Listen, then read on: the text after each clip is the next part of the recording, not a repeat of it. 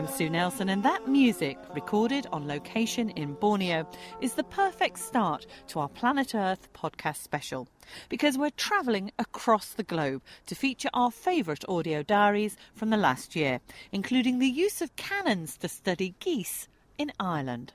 3, 2, 1, fire! Meanwhile, in Uganda, scientists get down and dirty to study the mongoose. So we're now sitting outside the den, and one of the individuals has just popped its head out and come out to have a look at us, and just delivered a nice faecal sample which Jenny's gone to get. There are also some Darth Vader impressions from beneath the ice in Antarctica. Oh, have fun, guys! And the downside of working in the Malaysian rainforest. I've just found a leech down my pants.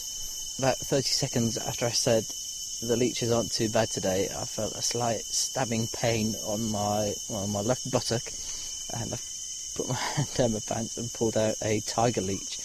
And with that image in mind, try to picture the man at the other end of the leech, Tim Cockrell from Cambridge University's Zoology Department. He's provided us with some superb audio diaries throughout the year, and we're going to start with an extract from this one we featured in May, where Tim gave us an insight into what it's like studying insects in the rainforests of northern Borneo.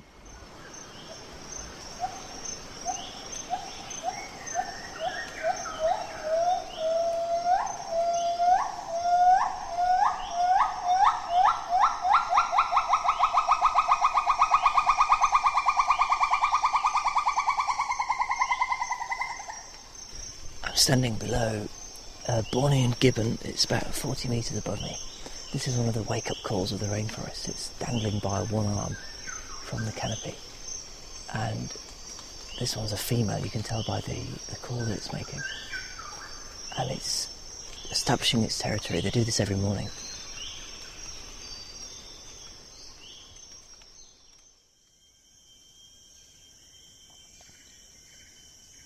We stopped for some breakfast. It's about 8 o'clock, and the reason that we're in the forest is that we're setting up an experiment that we're going to come back and check tomorrow, and we're also sussing out one of our field sites.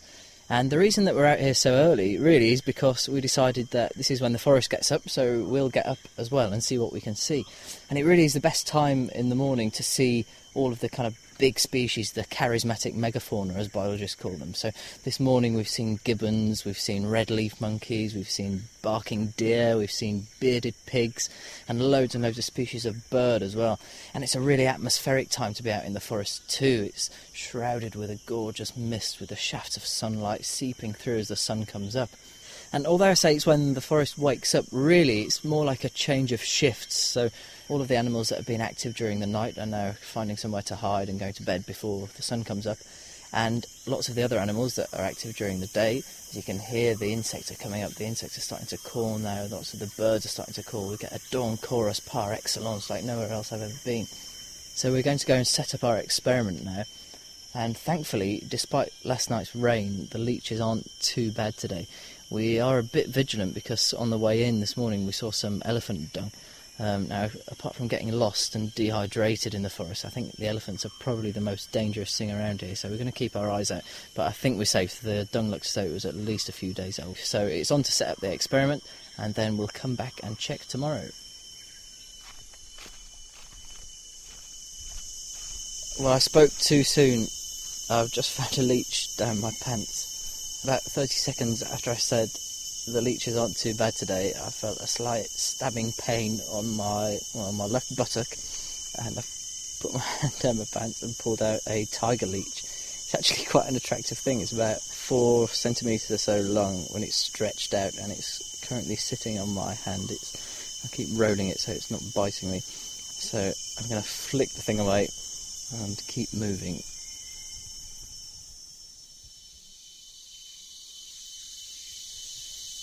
So we've arrived at our field site. We're about 400 metres into the pristine rainforest habitat here, and we're checking on an experiment that we set up to test a technique that we're going to be using in the oil palm plantations over the next few weeks. The technique involves making tiny caterpillars out of plasticine, and sticking them to the bottom of the leaves in these trees in the rainforest. Now, it's a really simple technique, but it's actually quite effective. And what it does is it tells us if there are any predators that might be eating the pests of the oil palm plantation when we'll be testing it there. So we stick these caterpillars on with super glue, try to avoid sticking our fingers together, and then we come back after a couple of days and check them to see if they've been nibbled by anything. So by looking at the nibble marks, we can tell whether they've been chewed by ants or pecked by birds or by mammals. So then we can draw some conclusions about the kind of predators that there are in the forest and in the plantation and compare the two. So it's quite a positive result so far. We've just checked our tiny little caterpillars, and it looks like some of them have been nibbled, some of them have been nibbled by ants, maybe the odd bird. So what we're going to do is leave them for another day. We're off back to the field centre now, and then we'll come out tomorrow and check to see if they've been chewed to bits. From Malaysia to Ireland now, with ecologist Stuart Bearhop from the University of Exeter. Stuart studies bird migration using a number of techniques, including tagging and the slightly noisier mortar fire and cannon method. It's now 6 o'clock in the morning. We've been up for an hour. It's still dark, the sun's just coming up. We've set nets in the intertidal area where we've seen geese coming in to drink from a little freshwater inflow.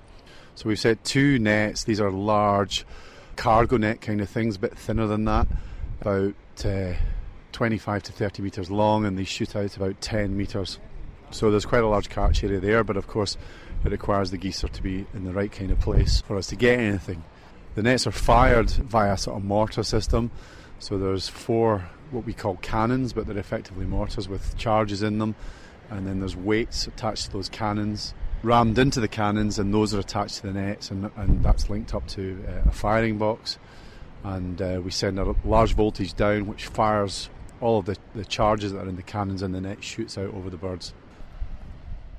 We have tended as ecologists to view the annual cycle as a series of discrete segments, and it's abundantly clear that that's not the case. So what you can do in the summer is inextricably linked to what happened to you in previous months, because that's going to govern the amount of resources you can devote to reproduction. And this is particularly acute in migratory species because there's a timing element there as well. So they have to be in condition to fuel migration at the right time so they arrive in the breeding grounds at the right time. For these geese in particular, it's even more acute because these geese are not just trying to arrive at the right time, they're not just trying to fuel their migration, but they're also carrying all of the resources for reproduction in there with them. So trying to link up these components to the annual cycle, understand how things like winter habitat selection, where the animals particularly go, what kinds of habitats they're choosing, ultimately translates into reproductive success is an important, both from a fundamental ecological perspective, but also from a conservation perspective. The interesting thing about wildfowl, geese and swans both do this, is that the young have a very long period of dependency. So the young spend pretty much the entire first year of their lives with their parents. This means there's this cultural component to where the young learn to go. So the young learn to visit particular staging areas and they learn to visit particular wintering areas. And what we're interested in from our colour ring birds, where we've got these individual marks, we see evidence of groups of individuals remaining together way past the point they become independent. So the idea there is that maybe this cultural element creates certainly some sort of barrier to gene flow. And so you have discrete family lineages potentially within different wintering sites. And of course, there is a very interesting way in which population divergence could occur. Once you've got isolation, true isolation that is, and of course we're not saying in this instance we've got true isolation, but once you've got isolation you have a mechanism by which populations could diverge from one another, and of course that's very interesting because that's the way in which species are formed. Ready? Not flashing yet. Okay. Flashing now. Switch in. Switch in. Switch. 3, 2, 1, fire!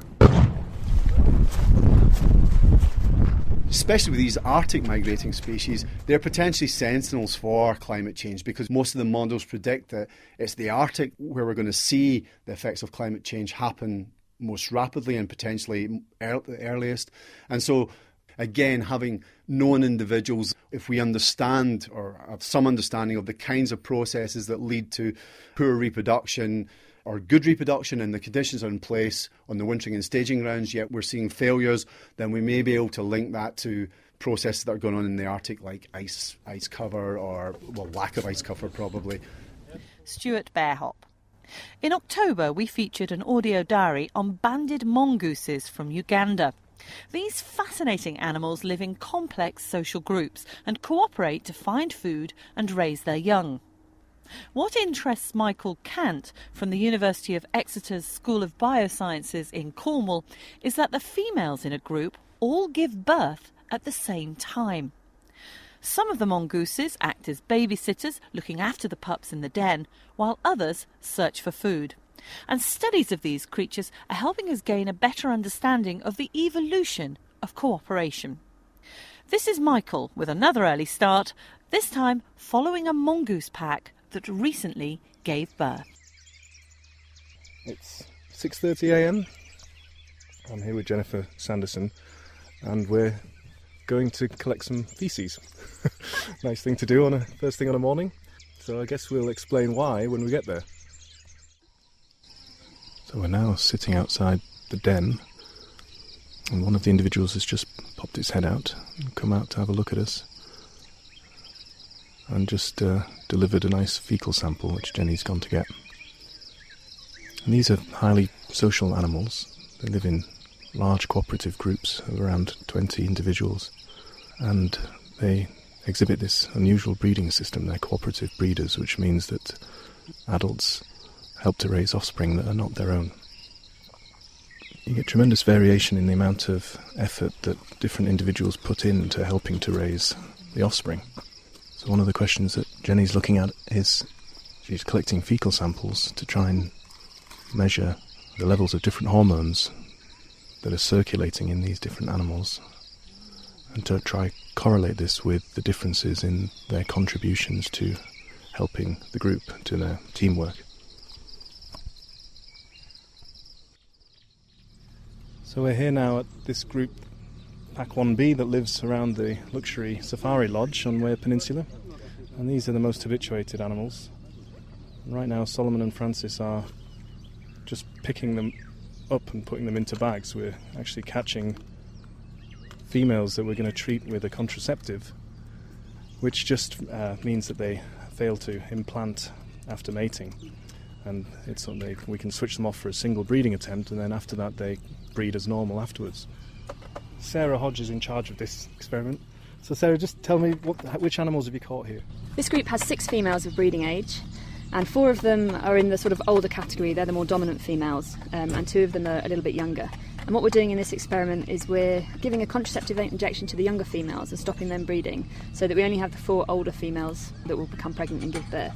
What we predict will happen is that they'll be more successful when there are only 4 females breeding, when there are more females breeding. So that's because of the correlational data. When we look at natural variation in the number of breeding females, we find that the reproductive success is greatest for individual females when there's 3, 4, 5 of them breeding. Is that right? Yeah, so I think when too many females breed, then you get too many pups foraging in the group and there's too much competition, and the offspring of the older females will suffer because they'll be outcompeted for food.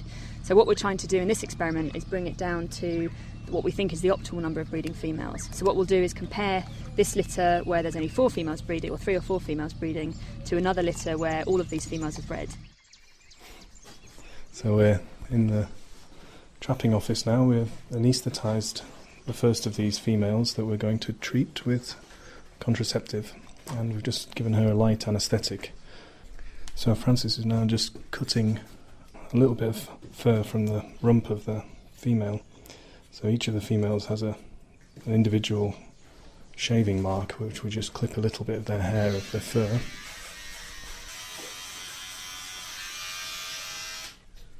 And now Francis is checking for ticks and fleas.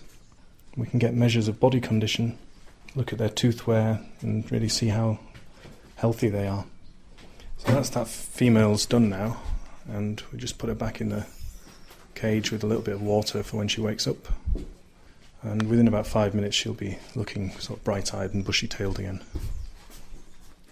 Michael Cant reporting from Uganda for the Planet Earth podcast. So far we've been to Europe, Africa and Asia, and we're about to hear from a 4th continent, and indeed the largest, Antarctica. Claire Lehman is the medical doctor at the British Antarctic Research Station at Rothera. In this audio diary, Claire decided to join the diving team in order to examine one of the most isolated places on Earth from beneath the ice. But first, she had to survive the skidoo ride. It's going to be a rough ride.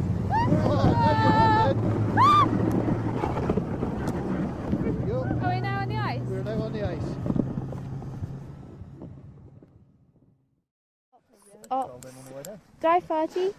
Hi Becky, that's just to say that we're on the ice by the dive hole. There are 5 of us, Terry and Andy diving, JJ supervising, Dickie tendering, and me. Okay, that's all copied. Next call, 30 divers in. Copy that. This is a weight belt to try and get over the buoyancy end of the dry suit and the undersuit. Make me sink. And this one is a chest harness. Yep. Just so that the safety line's attached to the diver's chest now, and underneath our buoyancy control device, our BCD, so that there's no way we can actually lose the attachment to the surface. So they're always secure. Okay, so now just running through all the checks for the divers, make sure everything's working. Flip, touch your weights, knives, gauges. profile. Is 21.25. 21.25. That's 21 metres for 25 minutes. So what's Terry checking for? Just going to go check under the ice, make sure it's all safe. Can you put the pod in, please, mate, and just turn the box on? Okay, Andy, good to go.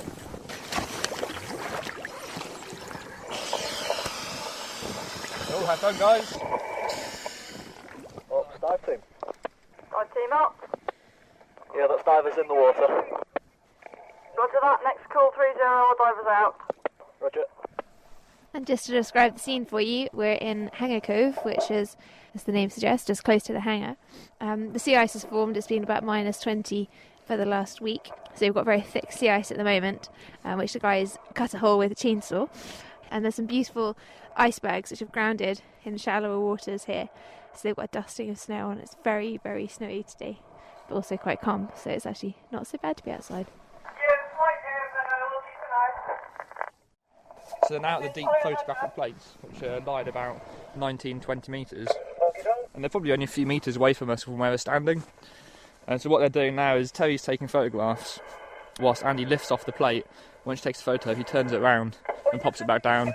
Just a bit of teamwork, make things go a little bit quicker and a bit easier. What are the settlement plates looking at?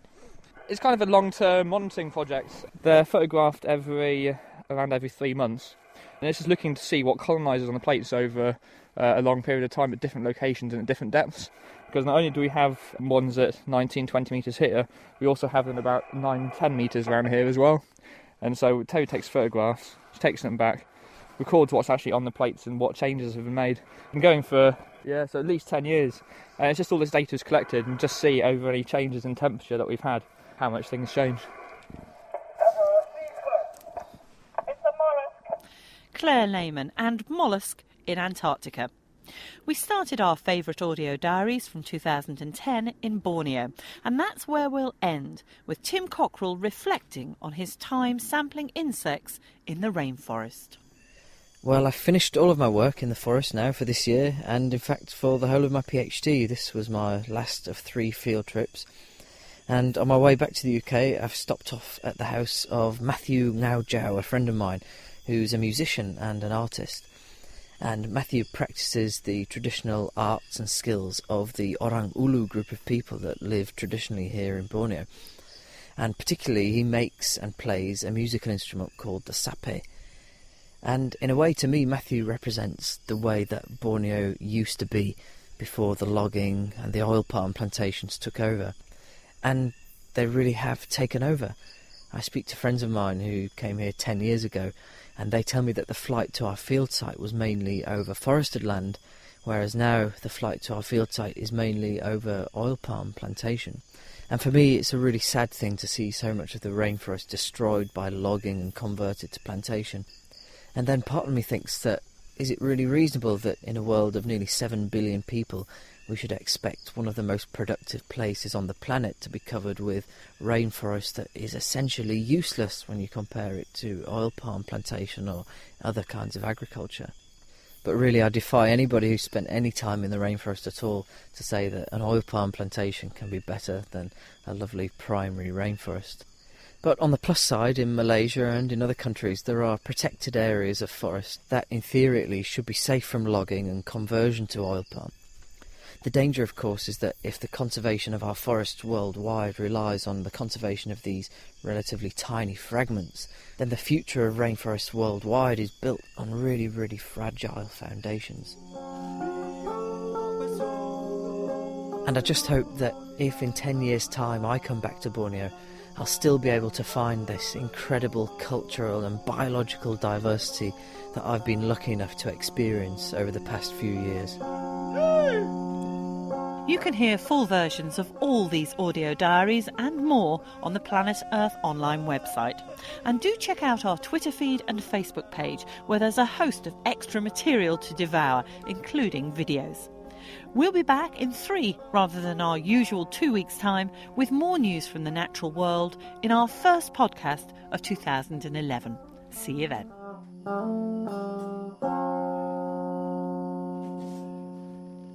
Terima kasih.